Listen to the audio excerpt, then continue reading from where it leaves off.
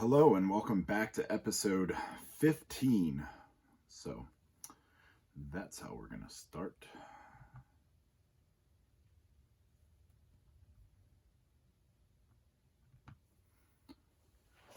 Hello and welcome back. We are here for episode 15. So here we are, episode 15, 15 weeks in, things are going really well. So first I want to start by sharing a couple updates. Sorry, my screen is going crazy right now.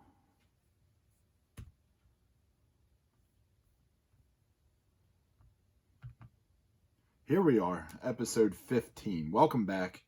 Dragons and Demons podcast. We are back in action. Week 15, 15 weeks of this. So we are in a place. Hello and welcome back to Dragons and Demons podcast. This is episode 15. 15 weeks in, 94 days in, and I'm going to do a couple things today. So first, I'm going to share a couple quick updates, and I'll talk a little bit about last week. I'll talk about some things moving forward, some ambitions, and I'm going to talk about our guest this week. So first, a few updates. Things are going really well for me. Had spring break this week as I record this. We're towards the end of our spring break, so really enjoying a little bit of downtime, and obviously I still have to go into the office and work a bit, but it's really nice to kind of take your time and take some time for yourself, even take some personal time. So I enjoyed that. This week I recorded 2 podcasts, so I'm trying to get ahead a little bit and kind of work on some things and put out a better quality product. For me personally, here in the gym, I have turned on a new element of my kind of the energy that I bring. So again, sleeping in a little bit is what most people would probably do over break. Not this guy. I get up the same time. Now I'm just able to kind of add a little bit more to each workout, which has really been inspiring me, really been firing me up and giving me some pretty good results. I don't know my exact weights. I don't know exact body weights or measurements. I just know that I can see progress. I've been doing a lot of posing in my workouts, and I see a lot of change there. And I also see that I'm almost ready for another belt hole. So exciting there. Still don't know what I want to do with it all. I'm just kind of tracking my progress, seeing how it goes. Diet-wise, I'm 94 days perfect, with the exception of a tiny little bit of just accidents, bites of food here and there, just to try things out. But again, 94 days perfect is basically where I'm at. So all things are going pretty well. Last week, the supplement special. Man, it was really great to talk to Dylan Hess. It was really great to reminisce and think back to some of the old days. And here's some follow-up, because I drew some blanks and Dylan did as well. The amino acid that he talked about was by Cellucor. It was alpha aminos. It was a purple tub. It was a powdered form. It was pretty good.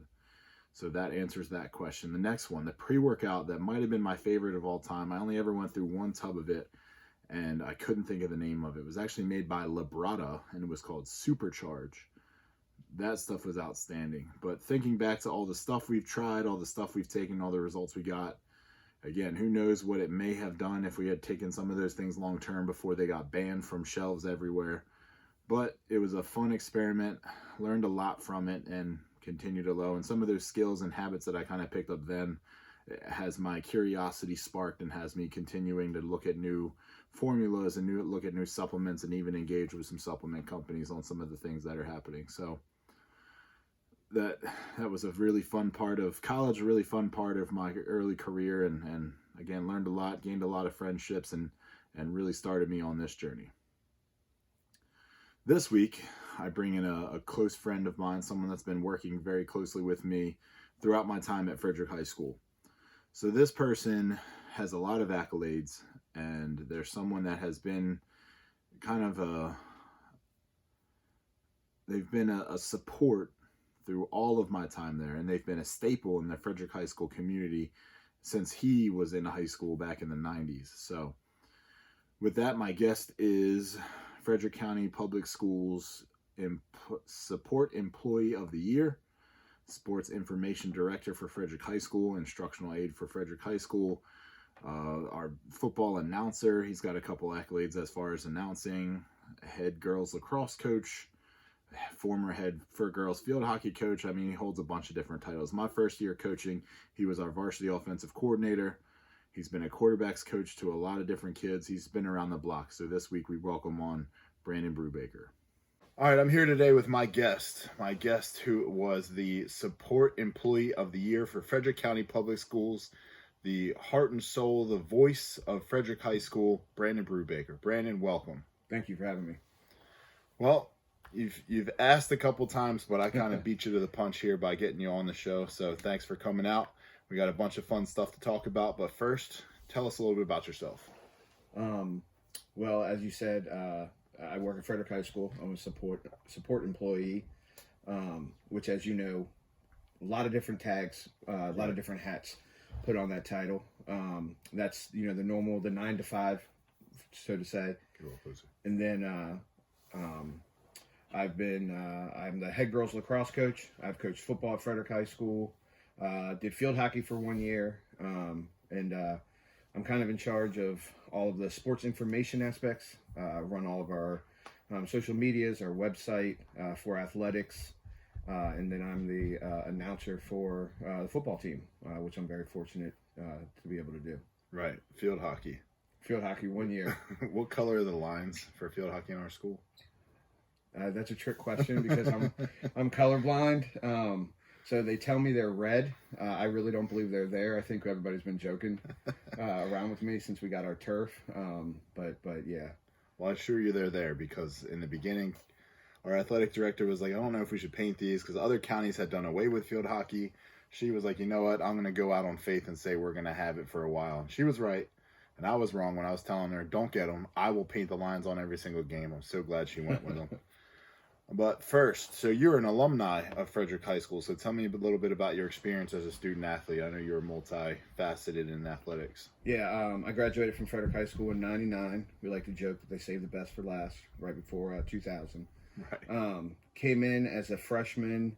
It's that weird time in the mid '90s where a lot of change was happening in Frederick. Frederick County really was expanding and getting bigger. And so was Frederick High School. When I was at Frederick High School, a lot of times the kids don't believe me. We had like 2,200 kids in a building, and it was the old building, not the building that we're in now. We had up and down stairways, certain hallways that you would go one directional in. As far as athletics, I played football, lacrosse, dabbled in basketball a little bit. I like to tell people that football was my favorite sport, but lacrosse was probably my best sport. When I played lacrosse there, it actually wasn't an official sport. It was still a club sport. It didn't become an official varsity sport until the year after I graduated. But every school in the county had a lacrosse team. It was run by Western Maryland Youth Lacrosse or something like that. Kind of where our girls' flag football's at right now.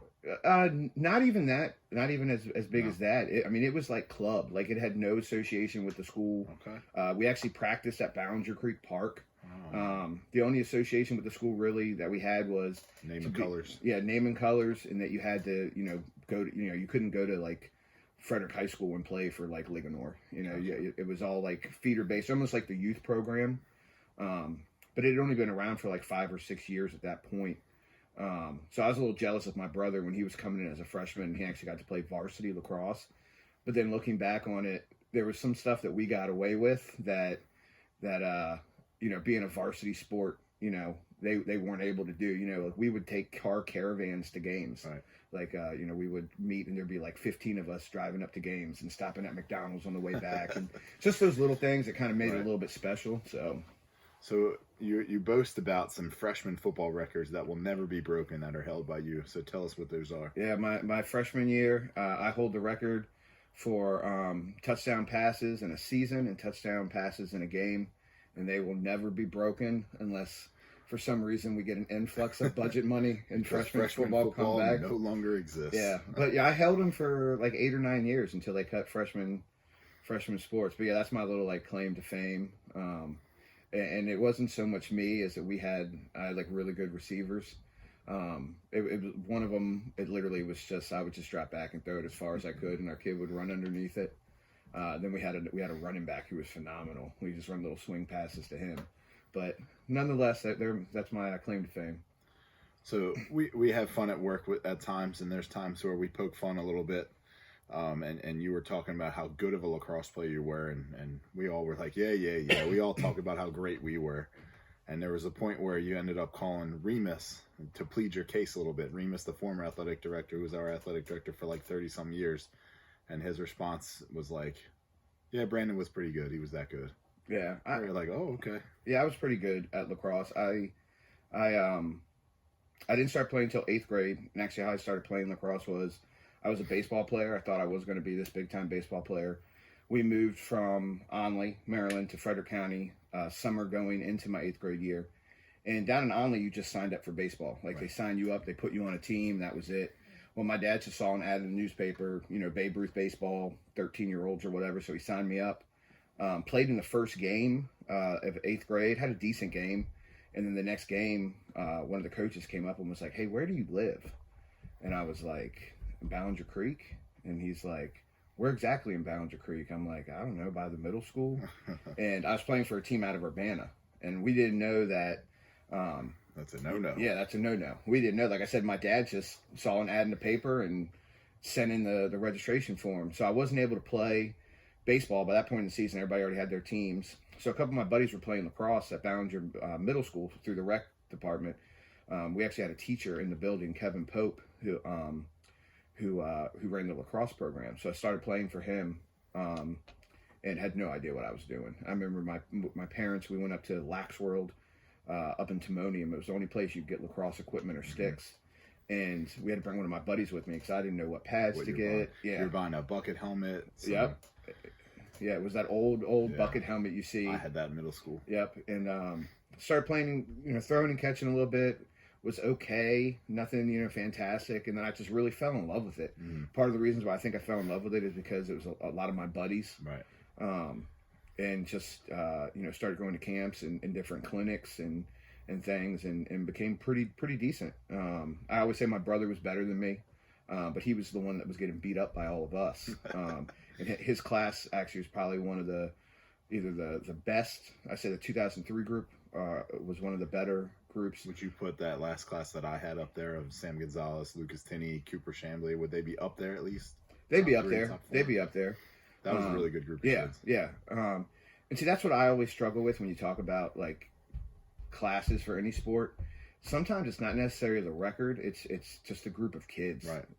There's a gel, a mesh, a chemistry that you can't repeat. With the most talent in the world. Yeah, and this as a coach, a lot of times your schedule can dictate things. So you take, this is a great debate in sports. You can take that team and put them against like the 2001 team. How would they do? They'd be pretty successful. Yeah. Just because they're a good group of kids. But yeah, so that's really how I started playing lacrosse. I had some interest in college. Well, before you get there, because that's my next question. I got into lacrosse very similarly. Played baseball, got bored with it, wasn't very good at it, joined up in lacrosse. And lacrosse, I found something interesting. It was a very odd sort of student athlete. So it wasn't quite the football kids. It wasn't the best football players. It wasn't the best soccer players. It wasn't the best baseball player. It was just kind of this weird group of kids that were relatively athletic and just kind of obsessive. And getting a ball and going against a wall and throwing the ball 150 times was like, that's just what we did. And we got good at it. And I was like coming over from football and being a yes coach, no coach sort of kid. The coaches loved me. Being a pretty good athlete in football, I was pretty successful in lacrosse. So I was wondering if that's kind of the same personalities you saw in lacrosse, where most of them are jerks, but for the most part they just didn't really have an place to fit in somewhere else. Yeah, our lacrosse team, and I think still now, is a real eclectic group of kids, and that's the thing. And you all kind of come together. Back then when I started playing in the late 90s, like no one knew what lacrosse was, so it was kind of like our secret. It was kind of like that band that you found out about, like you didn't want anybody else to know, and now that everybody knows about it, you're like, no, that's mine. That's my band. I was first one there. Like I hated like the whole lax bro culture. Yeah. Like when that came out, like I didn't want to be a part of that. Yeah, not at all. Like everyone had their collared shirts and their plaid shorts on. I was like, I don't want anything to do with that group. Yeah, but that's what what you just said. That really is lacrosse. It's just a, and I'm sure it's not that way in every area, but it's such a different group of kids. And like I said, it was a secret, and no one really knew about it. And to find games on TV, there was like one on a month. There's that video game out a long time ago by Casey Powell that I wish I could find, but I heard it was garbage. Yeah, there was another video game. I want to say like 2000, Blast, 2001 for like PS1. Yeah, and it was like, you still bought it just because, even though it was garbage, Right. It's basically the same controls as any NHL hockey game, but you just pick it that's up. literally what it is. They just changed the ice to green and you play. I feel like there could be a hit there for any video game makers out there. Find a lacrosse game because that's a very popular sport right now. Especially now that with the NIL deals for colleges, because that's the big thing. You got to get I'm pumped for that game. Yeah, at least for me, I don't get excited over like the pro lacrosse. I don't know if you're supposed to say that as a lacrosse person, but give me Hopkins versus Maryland. Give me. I remember we went to the Final Four one year and we watched Albany play.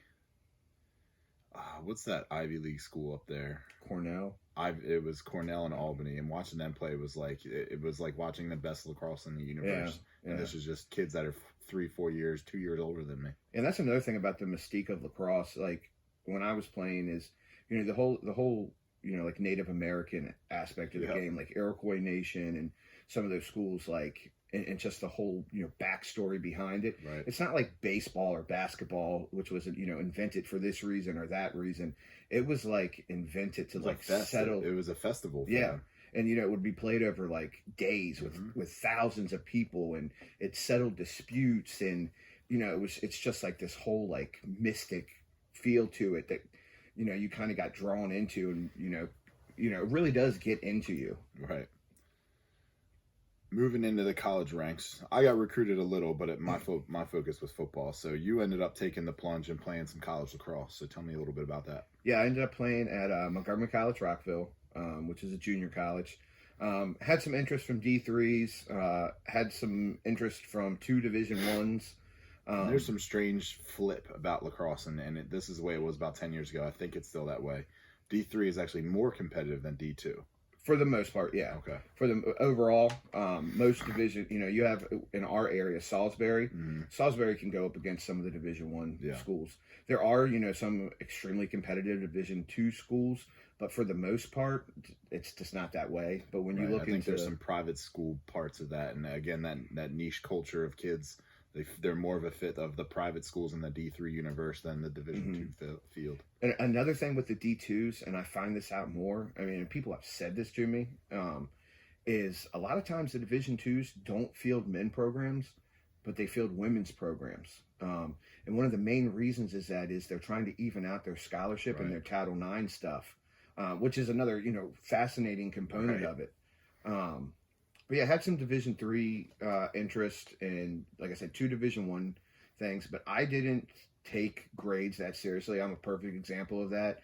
I was like a C student, and unfortunately, a lot of the schools that wanted me to play lacrosse, unless you were like a 3.5, 3.8 kid, you weren't getting in, and I wasn't, in that time, lacrosse wasn't football where it could be I'll find a way to get you in. Yeah. You need to have some sort of academic ability. Yeah, the lacrosse players were the ones that they were using to boost the GPA for the athletic department.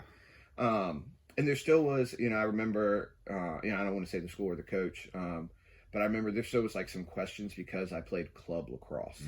And then even going into my senior year, he suggested that I go to a private school for my senior year, and I took a tour of a couple, did the whole shadow thing. But I just couldn't find myself doing that. Then my buddies kind of caught wind of it, and I'm as I'm a very loyal person. So I went to Montgomery County, Rockville, played for an awesome coach, Richard House. Just a great guy. One of those coaches that could care less about the X's and the O's on the field, more about, this drill or this situation. How can we use it to, make you a better man and a better person? Because he realized what it was, that it was junior college lacrosse. Right. And that, you're trying to either get to the next level or just out there having fun. And that's kind of how it was for our lacrosse team, at Montgomery College Rockville. We were competitive. We won games. But I learned a lot just about it's your first time, not in high school, not with that safety net. Right. I probably wasn't mature enough, you know, none of us are. like None of us at were. all to go. And he kind of recognized that. So it was a lot of, are you guys serious type of things? Like we did stupid stuff. You know, I joke around. For those of you who don't know, the campus is right on Rockville Pike. And probably about a quarter mile away, there's a road, Goody Drive. And down Goody Drive, probably about a half mile away, was a place, Montgomery Donuts, who, if anybody who's listening to this is from the Montgomery County area, knows Montgomery Donuts, that's the spot. That was the spot until they shut down. Well, Saturday mornings, we used to have to go on this run all the way to the end of Goody Drive and back. Just like a little, hey, let's, About how far? maybe about 2 miles, maybe. Mile and a half. Well, we would jog about the half a mile down to Montgomery Donuts, hang out, eat some donuts, get some orange juice and stuff, jog back until one day our coach, because he would go into the office, get paperwork done or whatever. Ours in high school ran with us. Oh, so really? we No, couldn't he get wasn't away doing with that. So he decided, he was like, oh, it's early Saturday morning. I'm going to go get myself a cup of coffee. I'm going to get the guys some donuts when they come back. So he pulls into the parking lot, and we're all sitting like in the window, practice geared up, just like, chilling, goofing, messing around. And that wasn't the best of practices for the rest of the day. But those are the kind of things that we did. But he was an awesome guy. He actually got in at like the start of the whole .com thing, where he took like the what's the newspaper, the New York Stock Exchange newspaper, or whatever, and he bought like a whole bunch of names from like Fortune 500 companies, like, and I don't know the exact ones, but we're talking like Pepsi.com, Pepsi.org, like, and then ended up selling them all. He was a middle school PE teacher in Montgomery County. Now he's like retired in Florida, like living his best life. But like, that's just kind of like the guy he was, like, and I remember when he was telling us all this, like we're laughing at him back then. And then it's like, you find him on Facebook like years later, and it's like, wow, that's his house now, Right. Coca-Cola.com must have paid pretty good. So after college, you returned back to Frederick High School to start your work and start your coaching. So what brought you back? Actually, when I was at Montgomery College, I tried to walk onto the football team. And then during the first couple of days of practice, I had broken my ankle pretty bad my sophomore year at Frederick. And probably, we didn't have trainers back then. We didn't have this and that. Probably never really got over it. Still bothers me to this day. And hurt my ankle again pretty bad. And my brother was coming in as a freshman that fall. And I was done with football. Couldn't play. And driving my brother to practice, to workouts, and our coach at the time came up to me and was talking to me and was like, hey, how you doing? Are you okay? And I'm like, I'm bummed out, Football separation. Yeah, real. it's tough when you've been doing something since you were 5 years old, right, and now you're just dedicated done. to it. And he was like, hey, why don't you come on Friday nights? We'll find something for you to do on the sidelines, whatever it may be. And I came and I started taking stats on Friday nights, and then did that for a couple years. And then when I turned 21, he was like, hey, do you want to help out with the JV team coaching? I was taking some classes at Montgomery College for a couple years, at FCC for a couple years. And he was like, do you want to, do you want to coach? And I'm like, yeah, I want to coach. Right. And got onto the coaching staff, did that for a number of years. Kind of became like his like right-hand guy overall. As anybody knows, he's like a second father to me.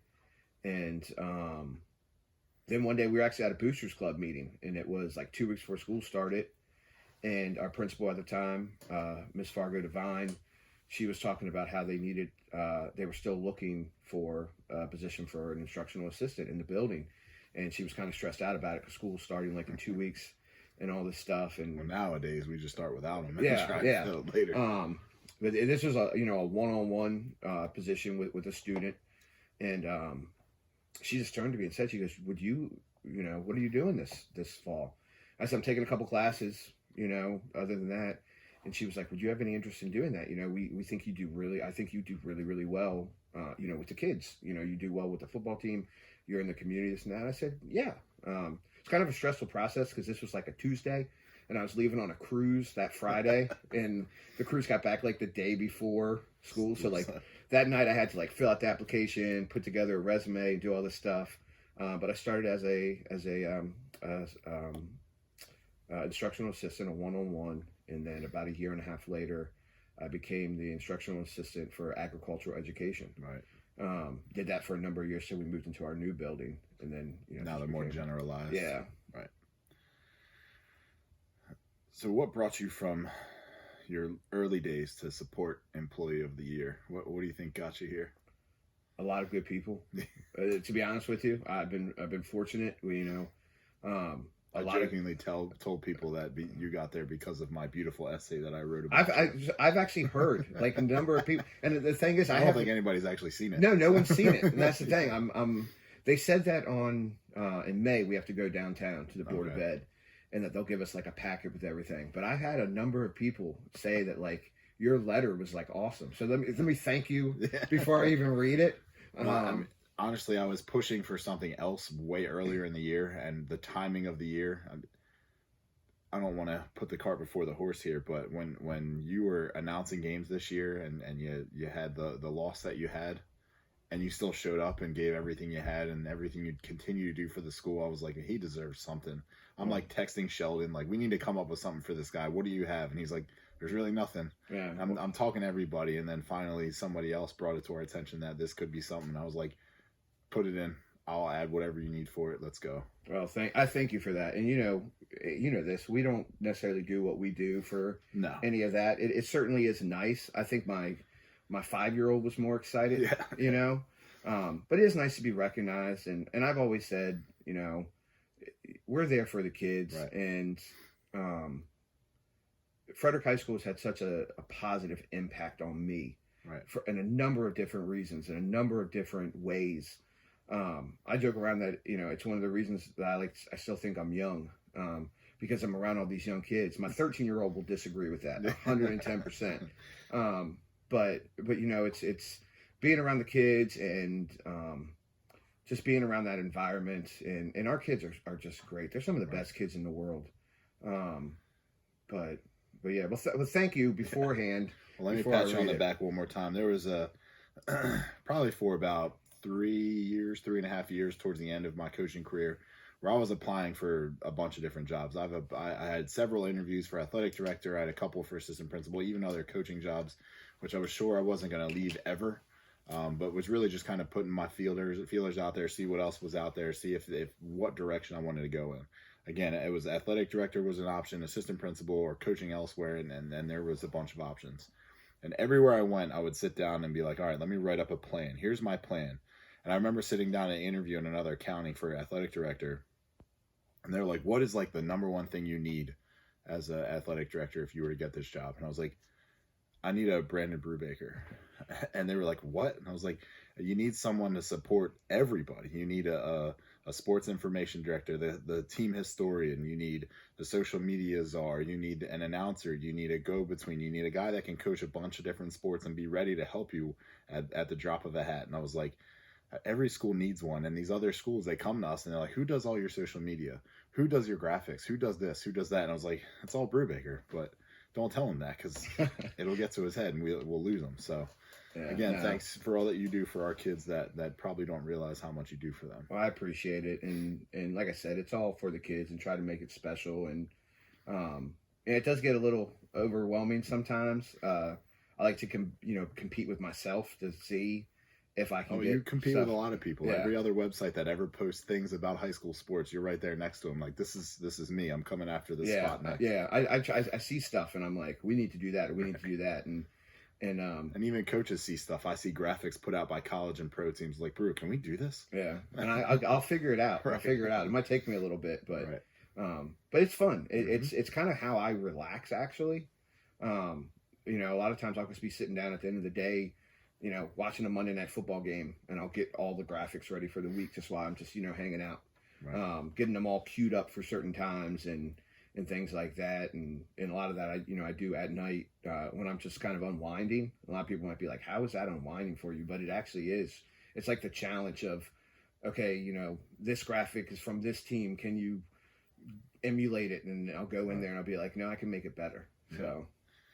So what drives you to be so supportive of all sports and all students there at our school that we've been there for so long? Really, it's just the kids, and it's the, seeing how excited they get, like, if they do have an accomplishment and they get, a special graphic, or if a team wins and they get the graphic. Because for a long time, nowadays we're so social media driven as a society. If softball wins, those parents can now post that score and post that little write up about what their kid did. And people aren't checking the scorebook or these other apps; they're checking Cadet Athletics. Yeah, they're checking Cadet Athletics. And just the little things like that, and it is, the parents, saying thank you for doing this, thank you for doing that. And really it's just, a couple of years ago, we were the number 2 most viewed high school athletic website in the country, through Where are we at now? Through VNN. We're top 25. Oh man. Steam. We are, but the problem is we go against these schools in Texas who have like 3 JV football teams, They have 3 full-time positions that are only doing their social media. Yeah, Broken Arrow High School in Oklahoma has 6,000 kids. We have 1,800. Right. But we became the number 2 most viewed website in the country for high school athletics. We were number 1 in the state of Maryland.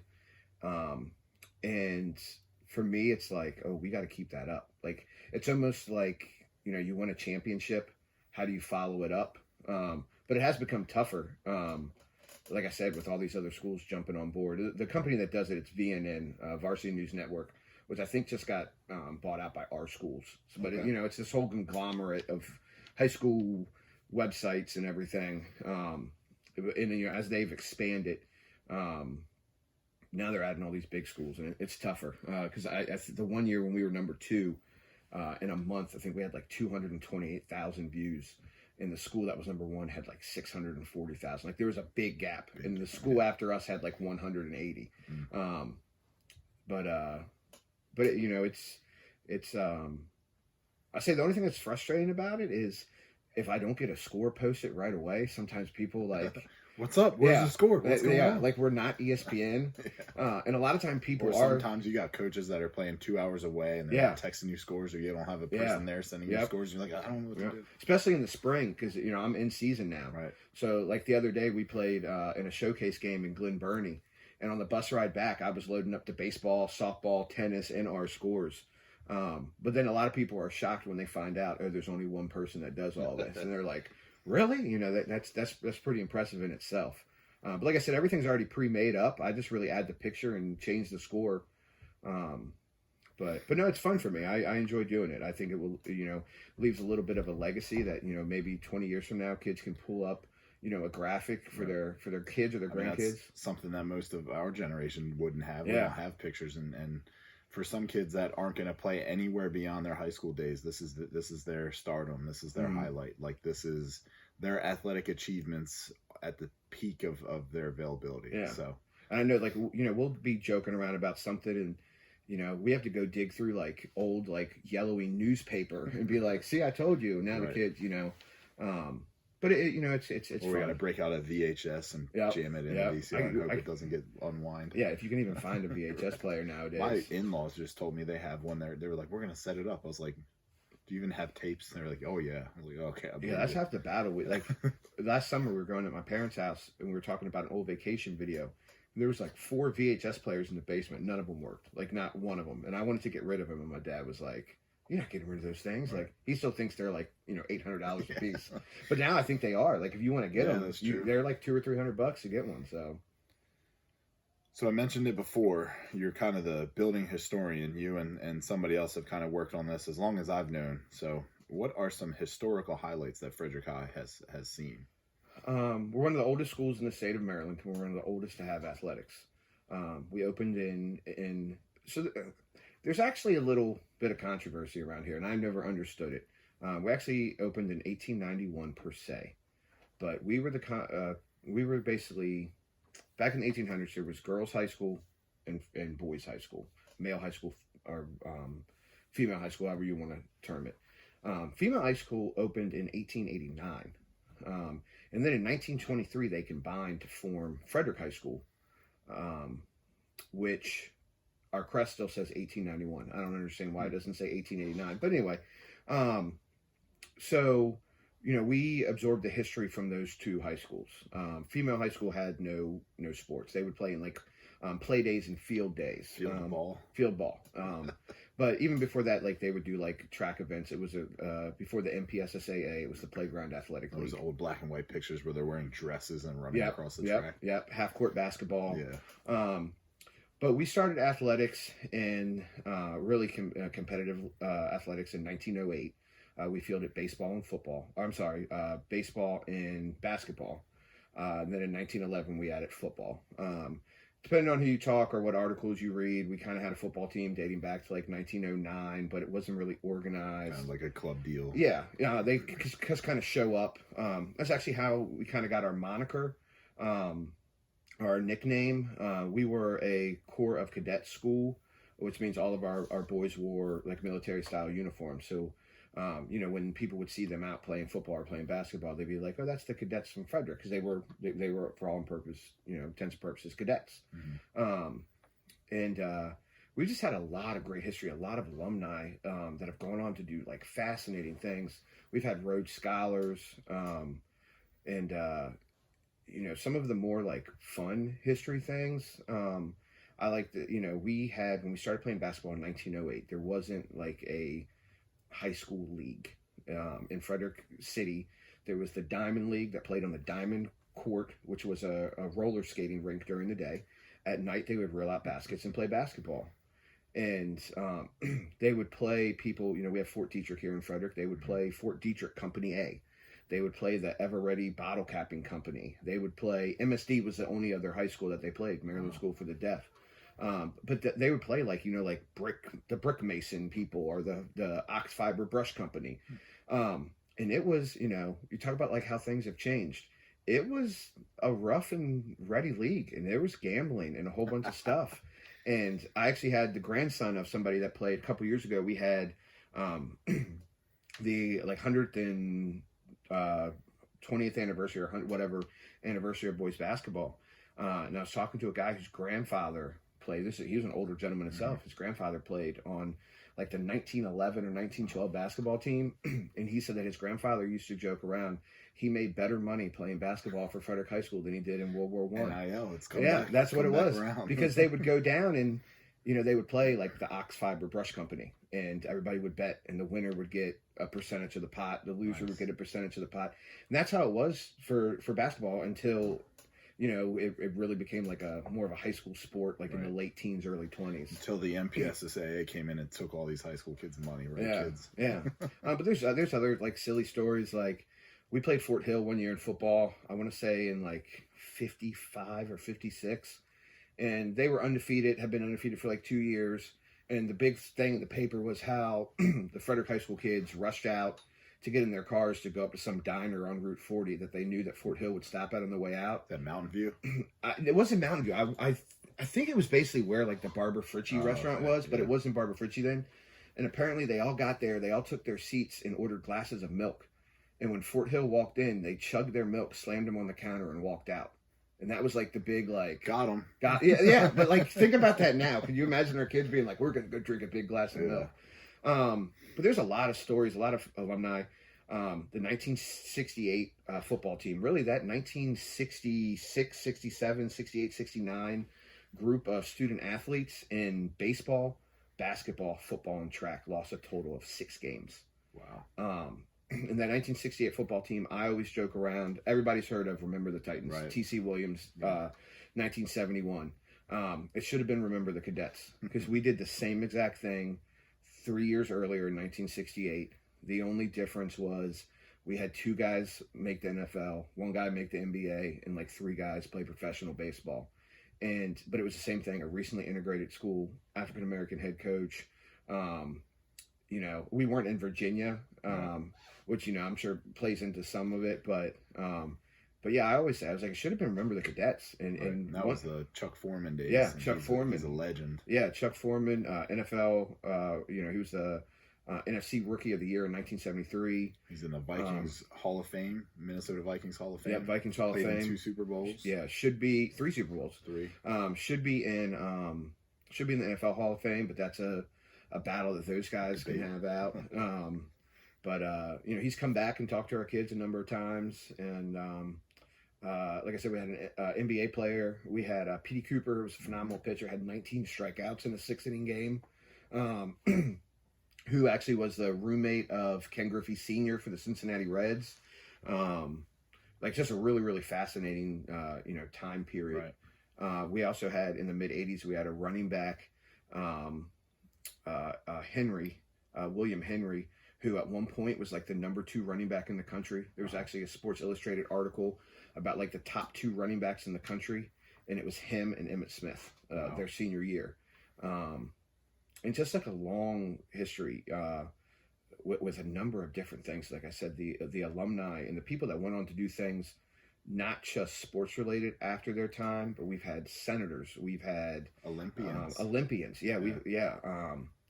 And just a lot of great people. For a long time, we were like, I don't want to say we were the only high school in Frederick County, but we were the only high school that really offered the type of, what's the exact word I want to look for? Offered the classes if you wanted to go to like a true college, not an agricultural college. So if you wanted to go to like, if you look at like our alumni lists, from like the early 1900s to really like 1940-ish, all of our kids went to like Yale, Harvard, big time schools, Georgetown. We obviously a lot of them went to University of Maryland and other schools too. But a lot of there was 2 courses you could take: the agricultural course, or I don't want to say it was college readiness, but it was basically along those lines. Like if you wanted to go into business or banking or be a doctor or a lawyer. So, really, if you look at those old-time teams, we'd have people from Thurmont, from Woodsboro, from Brunswick. Yeah, that was before. Right now there are 10 schools in our county, and kind of every school that was developed and built took population away from our school. Yeah, and us being the center, and it just kind of started as more and more buildings got built. Our area kind of shrunk and shrunk. And obviously, housing developments went up and apartments building and all these other things grew up, so our population increased. But just our feeder pattern got smaller and smaller. Yeah, and it's also, we're landlocked, and with a lot of the new development, like the townhomes and single-family homes, they were kind of more out into basically farmland that was being developed. And it kind of sucks, like when you hear a name of like a kid that you went to school with, and they're playing for like one of these other teams, and it's like, hey, is your dad? Now your age, all your buddies have moved further outward. Housing's probably more affordable or more land. And all their kids go through all the other youth leagues. It's really interesting, like the dynamic of certain things, because like in the middle 90s, everybody was moving to or early 90s, I should say, to like Spring Ridge area or Ballinger Creek area. And then towards the later part of the 90s, everybody was moving to the Whittier area, which was then TJ, now is our feeder. And, it's just interesting how like different populations get developed, and that's where all the kids go. Then it was Urbana. Everybody started going down to Urbana, and now everybody's going down to like the Jefferson Brunswick area, because that's where all the developed land is coming. The new houses. You get these young professionals that are starting families, buying houses, and and normally that the trend of where like the good athletics is where there's in 10 years I think Brunswick's going to be extremely competitive in every sport, because their youth leagues. You see it in the youth leagues are growing exponentially. That would be historical highlights. So how about some ones that you've been here for? Some while you've been coaching, maybe around you when you were coaching football and lacrosse, other sports success, or maybe some successes you saw in our... 2 weeks ago, our boys basketball team won the state championship. 4A state champions, first time since 1982. That was massive. Before that, our girls basketball team had a great run, 3 state championships. Also had one in 2011. I think I can't believe I don't know this off the top of my head, but I think in the past like 13 years we've been to the state Final Four like 10 times. Wow. And girls. And girls. And then the run our football teams had the past couple years, which is personal for me. And I even said this to my wife. I love our girls basketball players, love our girls basketball program, second to none. But this boys championship, I think like when you wear that jersey, it kind of means a little bit more. Football, even more so when. And after you get the first one and the second one, it's like, all right, there's that good. Yeah. Like, is it the competition? Probably not. We're that good, well coached, and strong talent there, but the boys needed one too. Yeah. But football the past couple of years, our community is extremely prideful. Yeah. And our community loves our school. And to be able to see not just the kids in our building, but the community as a whole, just have such a positive and just high expectations of yes, athletics. Yeah, and it's just when I first started there, man, it was crap. It was a sour. Anytime you talk male sports, there was a sour taste in people's mouths and the scowl on their face. Yeah, and that goes back to and nothing you can do about it, but it goes back to the redistricting. We were very competitive in the 90s, and then Urbana opened. That took a quarter of our population. Then we started to get things back on track by 2004. We were back in the state playoffs for football, had a great run, and then Tuscarora opens. And that took half of our population, almost. And, like I said, nothing you can do about it. That's just the way that, development is. But, like I said, our community loves Frederick High School. And to see them just have this outstanding pride. We had, after the boys basketball championship, we had the parade down Market Street heading back to school, escorted by the fire department. And the fire department, everybody that was on those trucks were Frederick High School alumni. Right. The people that were lining the street, a lot of them don't have kids at Frederick High School. No. They went to Frederick High School. A lot of them had nothing to do with athletics, but it's just that pride to say, that's my school, Cadets for life. Everybody's got roots at Frederick. Yeah. So overall, there's been other sports that have had nice runs and stuff. But for me, I think, and it might be cliche-ish, but the championship years, because it really just puts an entire buzz back into the school. Football, because that really kickstarts your entire year. And nothing against any of the other sports, and nothing against, soccer or anything like that. But it just really puts a lot of buzz. More recently, we've had a cross-country athlete. She's special. Yeah. Caroline Gregory, who 2-time state champion in cross country. Our cross country in the past 2 years has been state runners up. And she's just a phenomenal athlete overall. She may be one of the top athletes we've ever had in the building. She's a phenomenal runner. Swimming. She's the first athlete we've ever had to qualify for the state indoor track meet and the state swimming championship. First one to ever be a indoor regional champion in both swimming and track. And if you look at her, she's like this, just awesome kid. Right. Like, you wouldn't think that all this athletic ability is there, but it is. That's all coaching. I had her for a year unified track, and yeah, she was a unified track state champion too. Yeah.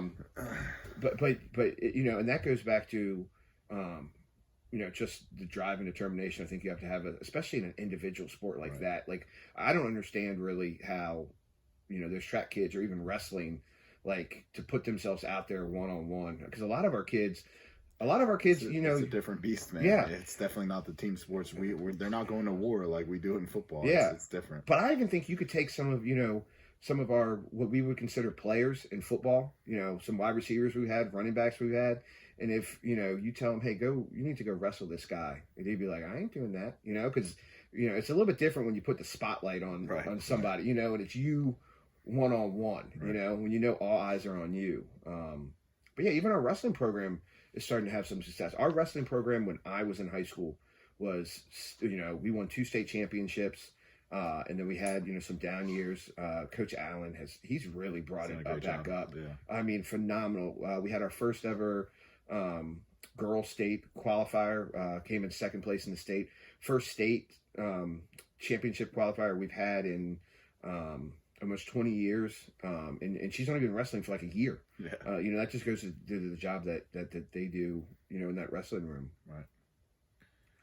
Well, that's highlights, and without getting too specific, is there any lowlights you wanted to mention, or just kind of weak points that we needed to address and have been fixed? I don't know about weak points. I really don't know about lowlights, but I think when you surround yourself for as long as I have, and you surround yourself with a number of kids, and you've seen a number of triumphs, you also see a number of downfalls.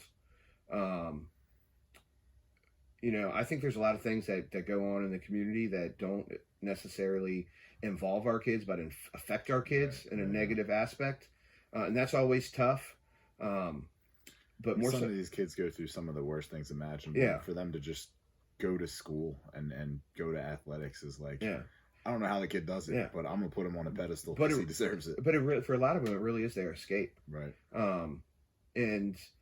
But other than that, like I said, when you've been around so many kids, like, and this is kind of hard to say, but it's like, I've been to a lot of funerals for a number of different reasons, whether it be car accidents or whatever.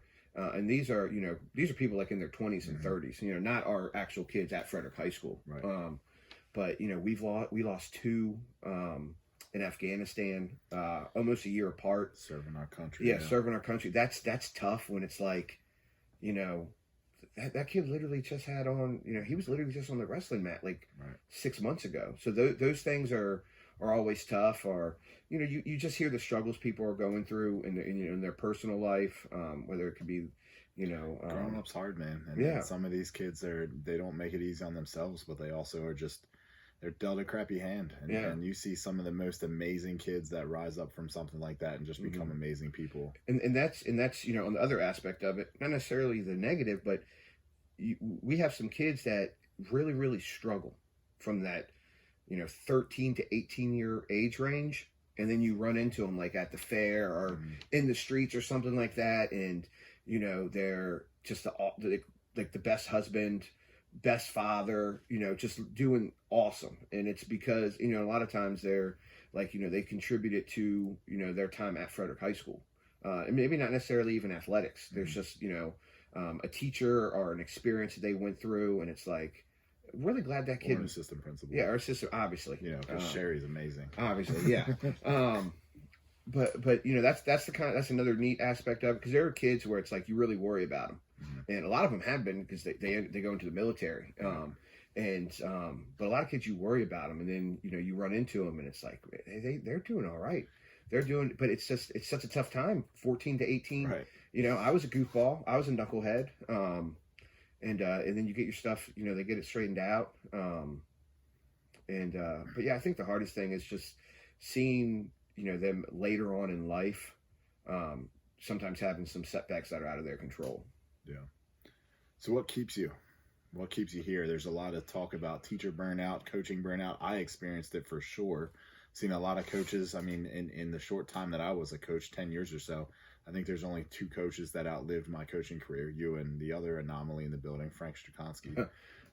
So what keeps you going? What keeps you here? The kids, the excitement of every year. Every year I you kind of get that, at least for me, going into March, there's normally like that early February, late January thing where it's like, do I really have this for another year? And then like a week or two later, you start meeting with your coaches and really planning out like what you're going to do, X's and O's. Back, baby. Yeah, you're really to fix again. Yeah, you're really talking about, well, if we move this girl to midfield, we can plug this person into defense, and that will help us out here. And you get like the excitement again. And then by the end of the season, you're like, I'm so glad that's over. But really, I think it's the same thing. I think with just school and working in a school building in general, there's a reset button every year. And summertime. And coming in, it's the perfect opportunity to start fresh, have a new identity almost. That's the same with, the kids. Every year you see a kid and you're like, that kid was... a lot of change in kids in the summertime. It's crazy to see how much they mature or immature. Yeah. How much they change. And I think that's a lot with our teams as well. Our teams overall, girls soccer is a perfect example. Girls soccer had their best record since like 1985 or something like that this year. And no one kind of saw that coming, but they came in, they congealed as a group. They played really, really well. And it's like, it adds to that excitement. And then, that season starts winding down and you start getting into like that late October, early November. Oh my God, I'm done with fall sports. And then it's like, oh, basketball tryouts are tomorrow. Let's get ready for basketball. So it's almost like, for us, we get like 3 reset buttons a year. Right. We get the start of the year, the winter sports and the spring sports. But it's we have such great kids, as I've mentioned a number of times, and it's just exciting to see them get excited for their athletics or their other extracurricular activities, for FFA or their band performances, and they just get so excited. And a lot of our kids just want the support. They just want, people to come out and see them. I was extremely fortunate that with my dad, never missed a game from the time I played Pee Wee soccer to the time I was in college. Never missed a single game. That's something that I don't know how he did it because I struggle with my kids to do it. But some of our kids aren't that lucky. So, going back to like making them a graphic or making this and that, just giving them that little like, hey, someone sees you, someone's watching you. I think that builds, into the classroom and into really the fiber of the school. All right, curveball time. All right. So we talked about it. Actually, let's start with this. So you are the football announcer, so I need a favor. Okay. I need an intro for my podcast here. Intro for the podcast. Yeah, so Dragons and Demons, podcast about real motivation, hosted by Kevin Perry. Okay. Whatever spin you want to do on it, you have at it, and I'll rip it right out of this episode. Do I get one burn? I'll give you a couple. One burn? I'll be able to do it when you're like, I'm good. That's the good one. I'll be able to do it on the first one, but I just want to make sure. No, you do your thing. So you want me to include the name? Yeah, Dragons and Demons, podcast about motivation. Okay. What it's titled is Dragons and Demons podcast, real motivation, hosted by Kevin Perry. Okay. And now, ladies and gentlemen, it's your Dragon and Demon podcast, the podcast featuring Kevin Perry for real motivation. Is that good? I can do one and done. That's fine. I can do another one. That's fine by me. It's your call. Are you happy with it? Not really. Okay. I do it again. I should have warmed up. I got to get the. And now, ladies and gentlemen, the Dragons and Demons podcast featuring Kevin Perry, the podcast with real motivation. That doesn't sound right for some reason. The podcast with real motivation. Probably about real. Motivation. That's what I was looking for. The word. Okay. And now, ladies and gentlemen, it's time for the Dragons and Demon podcast with host Kevin Perry, the podcast about real motivation. Is that good? That's awesome. Okay. Yeah, I appreciate it. You get 3. After that, you got to talk to my agent. All right. All right, the next one. We like to have fun in school. We like to poke around a little bit. So what is your, and we don't have to dive too deep, but what is your favorite conspiracy to follow? My favorite conspiracy to follow? We talk about a lot. My personal favorite is the ice wall theory. Ice wall theory is definitely up there. My favorite. Ice wall theory is definitely up there. We joke around about the flat Earth thing. Mm-hmm. That's part of it. I will accept the flat Earth based on the ice wall theory. Probably my more recent conspiracy. I think I brought this up, but I don't know if I brought this up with you. Is that the moon is an artificial satellite and it's hollow. Okay. And it's some interesting stuff. I was telling you earlier this week, I don't sleep very well. And one of the things I do is when I go to sleep, I listen to different podcasts about paranormal, supernatural, conspiracy stuff. And that's been a hot topic recently is the hollow moon theory. Because there's a lot of I don't want to say evidence. There's a lot of stuff that, once you kind of start going down a rabbit hole, kind of is interesting. Now, whether or not it's factually based, that's not for me to say. So, but it's entertaining. We're just asking questions. That's all we do. We ask questions. Yeah. So, my next question: girls lacrosse. Mm-hmm. Girls lacrosse. Mm-hmm. How do you do it? It's not that different than any other sport.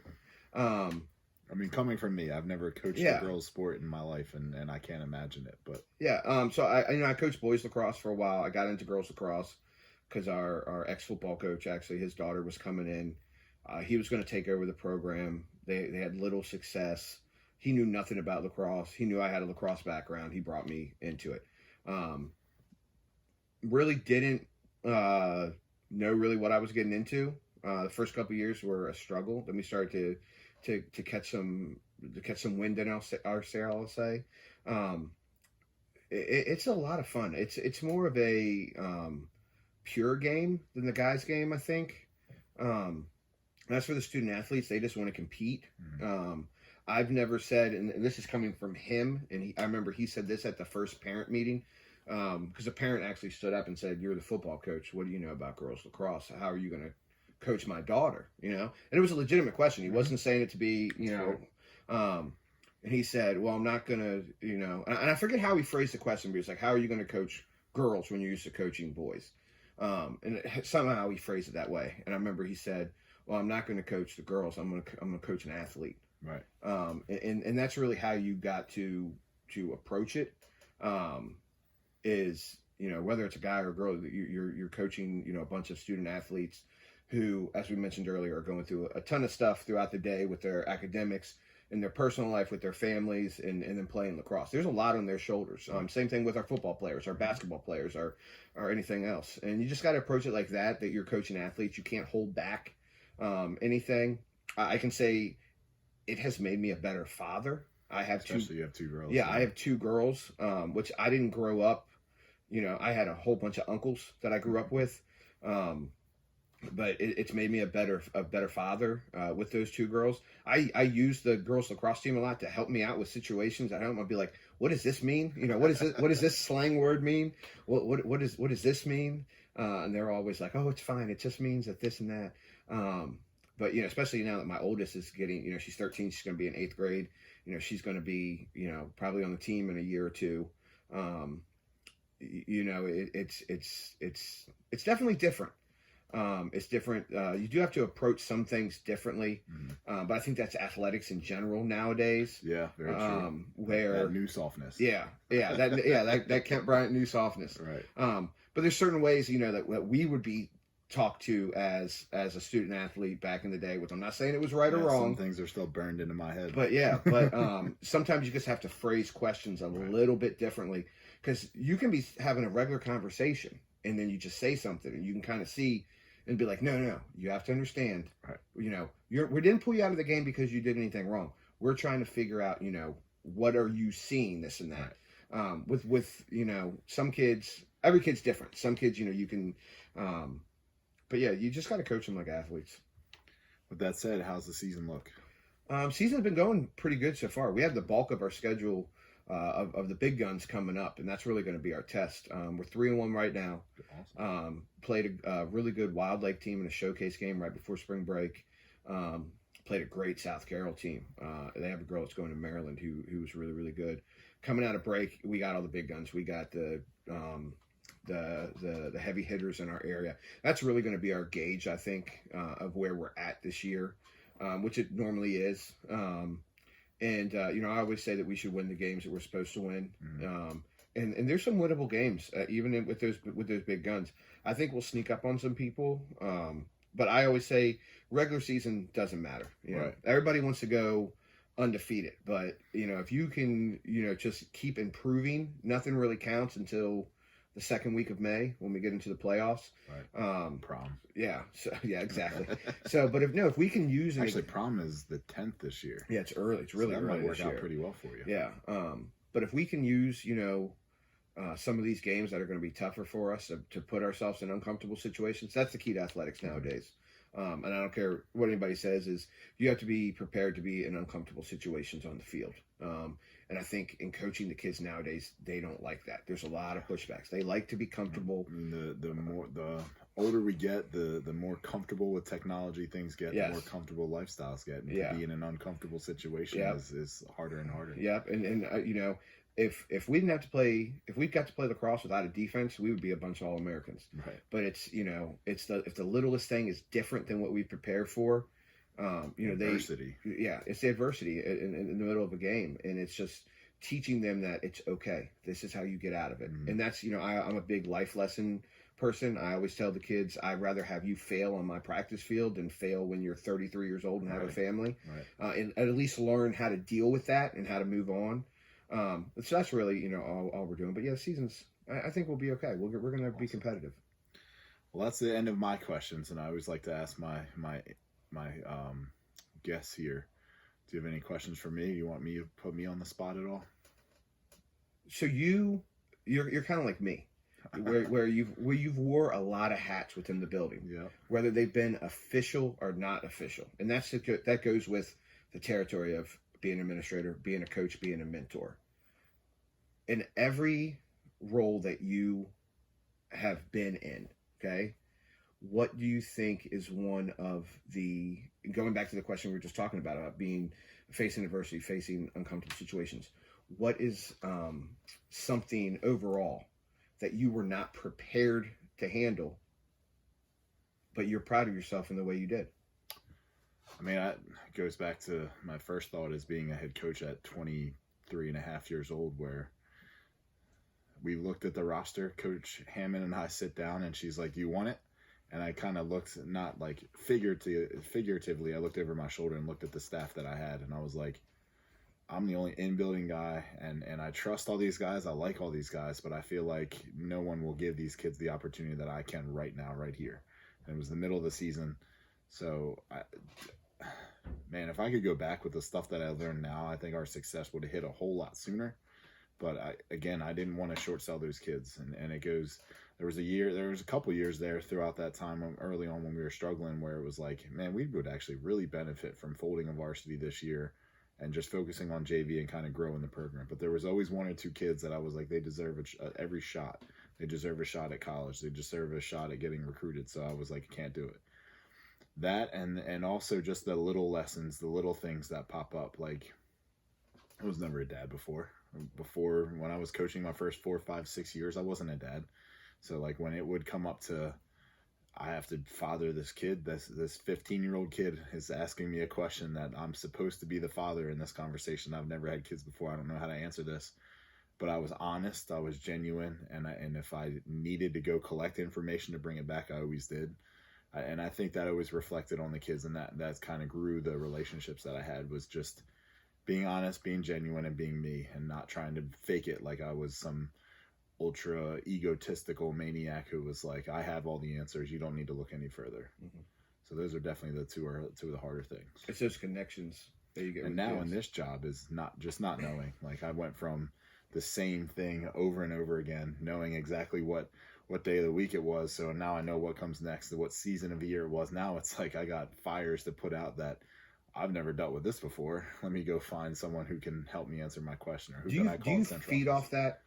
Do you feed off that challenge of every really day, every enjoyed situation? Trial by fire. And I look back at my whole career, even in college, when nobody in my family went through college the way I did, and no one went through to become a teacher. And then I got the job at GNC in college, and I was a manager, the youngest manager in the area, and I was a store manager, but also a full-time student, and also competing in bodybuilding, and competed in bodybuilding with no official coach and with no official gym and no history. And like, everything I've done has been trial by fire, and I really enjoy that.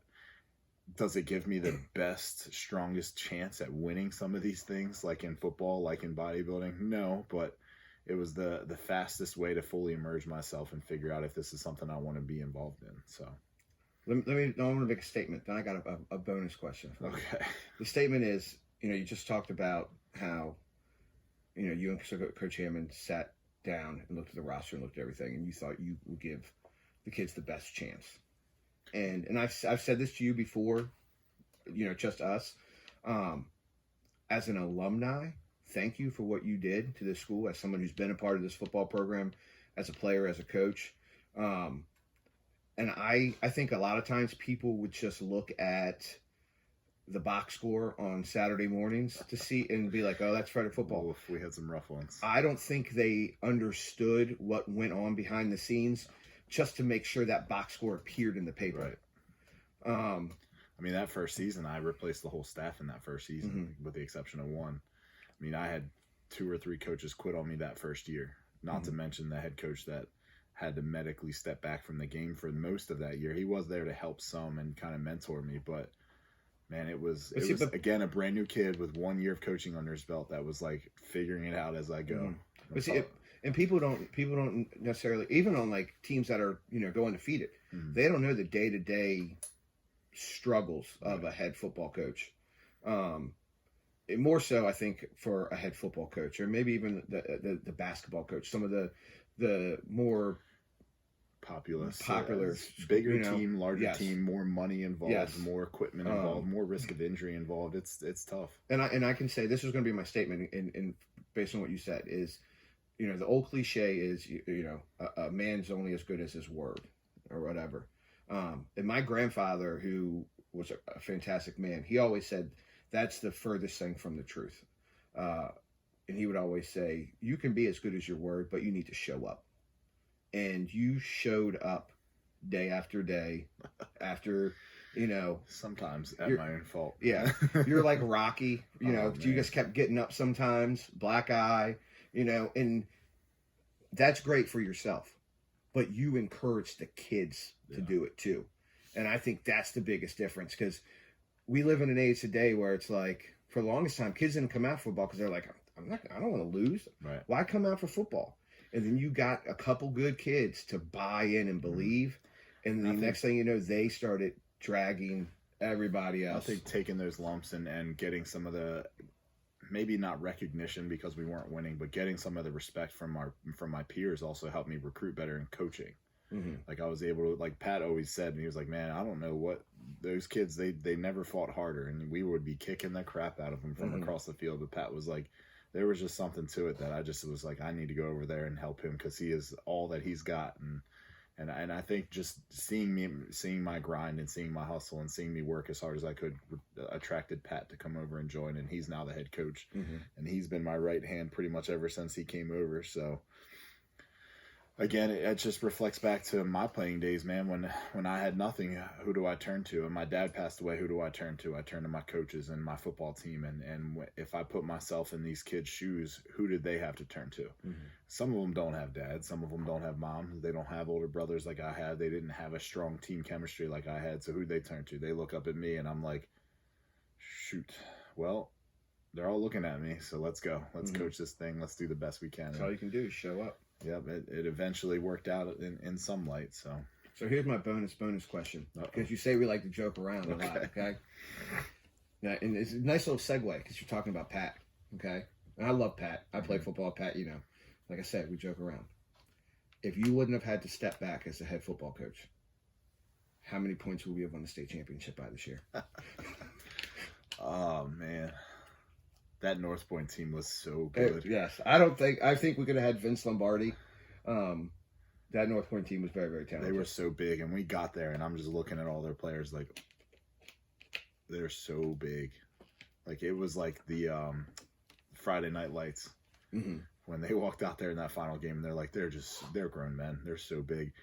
But then that first drive when Tay gutted it out and ran like the whole field, it was like, oh my gosh, we got a chance. And Coach, like watching him patrol the sideline, I was like, I couldn't be prouder of what he's built here, even in my absence and me stepping back. And I did my best to keep as much distance as I could because it's his baby now. Like I don't want to cloud anything. I don't want to make it look like I'm a string puller, which I really never was. But it was like obviously every coach who takes over a program, no matter what, there's never a perfect flow of passing the torch. It'll never be that way, and he definitely had his lumps and had to find himself, and the team had to find themselves. But man, that game was,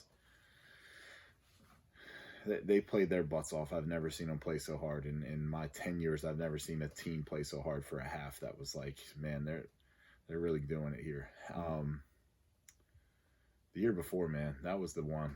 That was the one when we all had the flu and we lost that game by a couple points to Oakdale. That was the year. That would have been it. That was, you want to talk about low points? That was the saddest. Heartbreaking. And we talk about things people don't realize going on behind the scenes of kids not feeling their best, but coming out and competing. So after I don't know if this was before or after I moved out of the job or before or after Pat got the job, but I was like, what's our first move for next year? And Pat goes, flu shots. We're all going to line up and get the flu shot because this will never happen again. Yeah, I always joke around. I say, even with the boys basketball run this year, I was on pins and needles. Yeah, when they were sick that early playoff part. Because if something weird's going to happen, it's going to happen to us. Yeah. And people might say, oh, I'm Debbie Downer or whatever. No, historically, if something weird's going to happen, it's going to happen to us. Like, and it's just the nature, of the beast, But no, it's been fun. And like I said, thank you for everything you've done for Frederick football, for the community in a whole, for showing up, for stepping up. And not just for football, for lacrosse as well. We almost coached indoor track that one year. We did almost coach indoor track because I had never seen a track event outside of the 100 meters. Was there a year we almost did wrestling too? And Remus came down to my wood shop in the old building and was like, "Do you want to do indoor track?" And I was like, "I don't know what that is." And you were like, "I'll do all the practice stuff. You just have to do meets on Saturdays." And I was like, make me your last option because I have no idea. I think was there a wrestling year too? Was that you? I coached wrestling one year with Terry. Yeah. But you showed up, and that's the whole thing. Is there's never been a time, I think, whether it's been on a field or in the classroom or in the front office, where something needed to get done and Kevin Perry didn't show up. And that's just, I'm sure there were times when, just like everybody, you're like, I don't want to deal with this today. But you show up, and that just talks about the kind of speaks a lot for the kind of person that you are. And I owe a lot to you, more than just a letter that you wrote. You've always been extremely. That you'll never see. Yeah. That may be my new favorite conspiracy theory. I might have a copy of it. Yeah. Did Kevin really write this letter? I definitely wrote a letter. I just can't remember if it's legible or not. But no, you've done a lot for me.